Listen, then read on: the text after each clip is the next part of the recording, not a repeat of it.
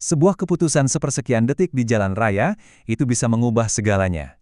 Nah, kali ini kita akan membahas sebuah kecelakaan tragis di Balikpapan yang jadi pengingat nyata soal ini. Yuk kita bedah bareng-bareng apa yang terjadi, dan yang paling penting, apa sih pelajaran yang bisa kita ambil dari sini? Waktunya subuh, pukul 5 lebih 10 menit pagi, satu pengendara dan satu kesalahan yang berakibat fatal.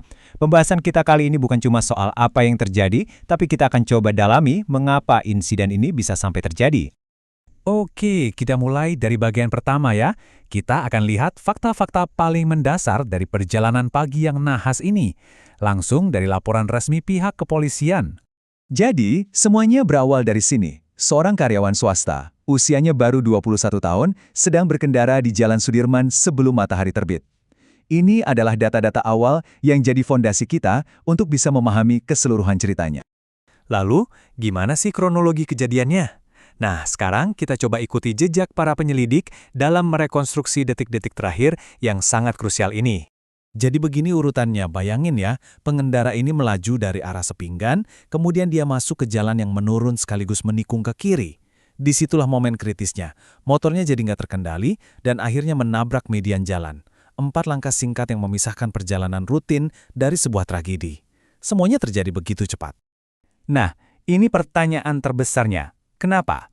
Apa sih yang sebetulnya bikin si pengendara ini sampai kehilangan kendali? Ternyata, polisi menunjuk pada beberapa faktor kunci. Ternyata, ini adalah sebuah kombinasi yang sangat berbahaya. Di satu sisi ada faktor dari manusianya sendiri, yaitu kecepatan tinggi dan kurang konsentrasi. Di sisi lain, kondisi jalannya juga menantang, menurun dan menikung. Jadi, kesalahan sekecil apapun, risikonya jadi jauh lebih besar. Pernyataan resmi dari Kasat Lantas Polresta Balikpapan ini menegaskan satu hal yang sangat penting. Ini bukan sekedar nasib buruk.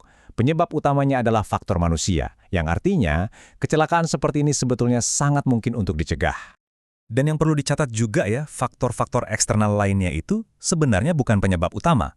Cuacanya waktu itu cerah, lalu lintas juga sedang, nggak padat-padat amat, dan kondisi aspalnya pun bagus.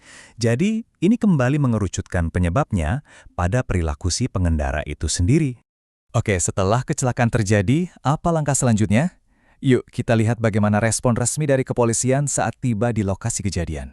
Mulai dari mengamankan lokasi, melakukan olah tempat kejadian perkara, sampai mengumpulkan bukti, setiap langkah ini adalah bagian dari protokol yang sangat penting. Tujuannya tentu saja untuk membangun gambaran yang jelas tentang apa yang terjadi, dan memastikan semua prosedur diikuti, termasuk yang paling berat, menyampaikan kabar duka kepada pihak keluarga. Dan ini bagian yang paling bikin miris. Kerugian materialnya ditaksir hanya Rp600.000. Sebuah angka yang rasanya nggak ada artinya sama sekali kalau kita bandingkan dengan kerugian yang sesungguhnya, yang nggak bisa dinilai dengan uang, hilangnya sebuah nyawa. Jadi, dari semua fakta yang sudah kita bahas tadi, pelajaran apa yang bisa kita petik? Mari kita lihat bagaimana insiden ini bisa jadi sebuah pengingat keras bagi kita semua, para pengguna jalan raya. Pesan dari pihak berwenang ini sebetulnya sangat jelas dan sederhana ya. Ini bukan lagi cuma laporan berita, tapi udah jadi sebuah imbauan penting untuk kita semua.